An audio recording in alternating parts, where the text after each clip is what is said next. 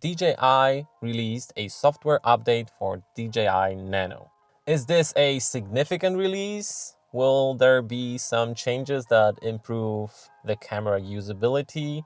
Let's find out together. Let's update it now and see what major changes DJI prepared for us.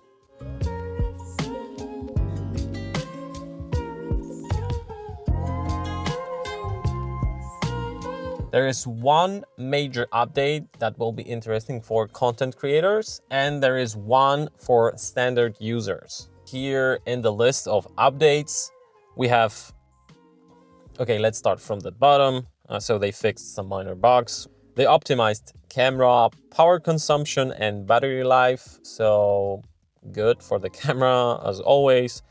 They added basic style for always on display. Let's go to settings and let's see what does it hide under basic always on display mode. So when you turn it off, there's nothing to choose from, and when you turn it on, then there's a style basic, which is power saving, and full, which is standard. Okay, that makes sense.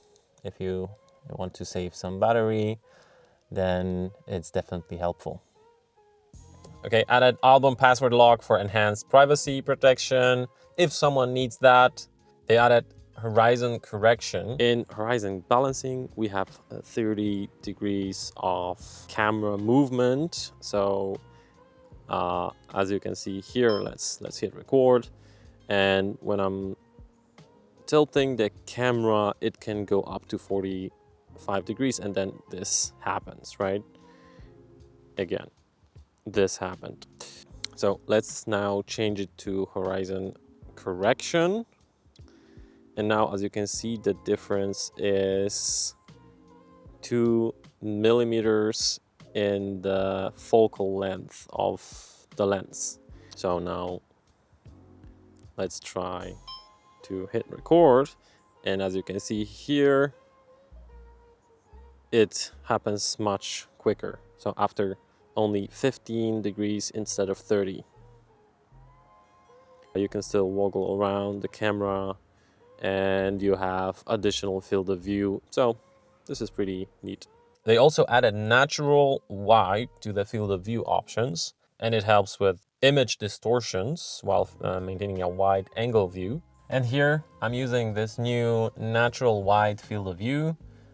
And now I will switch to the old one. And here, this is how it looks when it's set on wide. And just for comparison, this is how it looks on ultra wide. Here it's standard, it's set on dewarp, so you don't see any distortions, but the field of view is really narrow. Standard, natural wide field of view, wide, ultra wide. And it's worth mentioning that this new natural wide field of view is available only when you turn off the stabilization or on rock steady, so not on horizon balancing.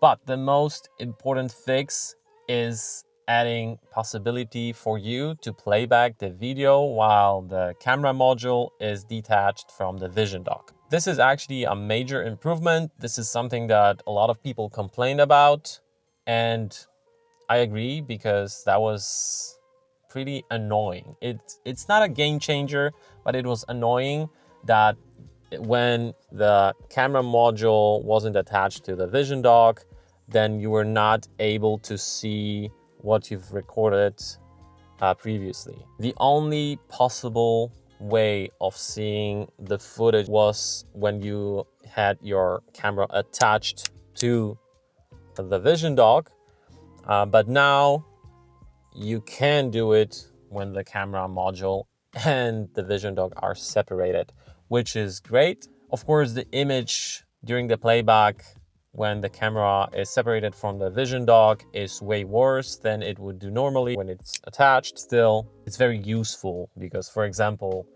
you have your camera attached to your car outside and you want to see the footage you took a minute ago, and you don't have to go and grab the camera from outside. You can do it easily from the inside of the car using the Vision Dock. Now let me show you this new feature that supports playback when the camera module is detached from a display module. You can of course turn on the playback here, but previously when you detached the camera module, you were not able to do that. But now there is this option, and you can even see it says low resolution, and yeah, you have to wait a second for it to start rolling, but this is exactly what you need, right? You don't need to have it in 4K in this really small device. You just want to see where you're able to shoot whatever you wanted to see on the display.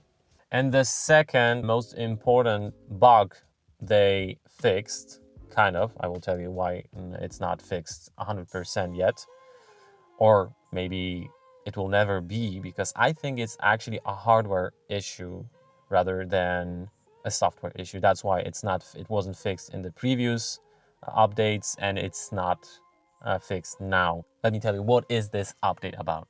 So when you connected, I don't know, mic mini like I do to the DJI Nano, and you use your camera module separately from the display module, then you are not able to see the live view from the camera, which was crazy. Why they even released a camera with such a bug. But I still think it was a hardware issue, and they tried to fix it, but they didn't find a way before the release of the camera. And now they finally find the way how to do it, but only partially. Why? Because you can have the live view, but for as long as you hit the record button. I know it's crazy. It's a, let's say, half fix of the problem, but still, it's at least you can set yourself up before recording, and then when you hit record and start recording both video and audio, then you have no vision of what you're filming at the moment. It's nice that they fixed it halfway, but we are not there yet. And as I said, I don't think that it's possible to fix. They will have to find a bandwidth between the camera and the Vision Dock. I'm not sure if it's actually possible. If it had been possible, then it would be fixed within this or the next update. And now the audio is probably way worse. It's rolling directly from Action 5 Pro, but I wanted to show you, I only have one mic, and I wanted to show you how it works now with this new feature, 50% improved, where you can see the footage from the Vision Dock when it's separated from the camera module and have the mic attached. As you can see here, the module is separated, the mic is attached, and the camera is rolling. But as soon as you click the record button, it disappears. But at least you can have a playback just before you hit record button and know that you're in frame. So not 100% solved, but we're closer. So guys, it was probably a shorter episode, but I think it was worth mentioning this new software update for the DJI Nano, as it is a really good camera.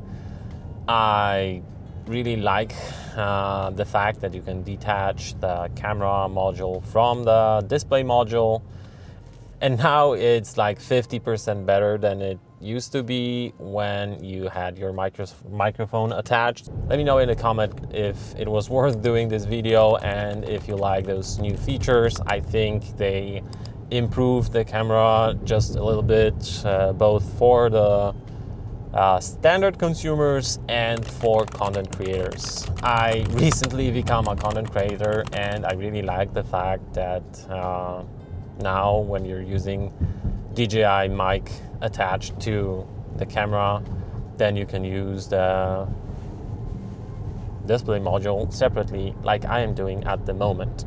Oh, and of course, subscribe and leave a like button if you consider this type of content useful.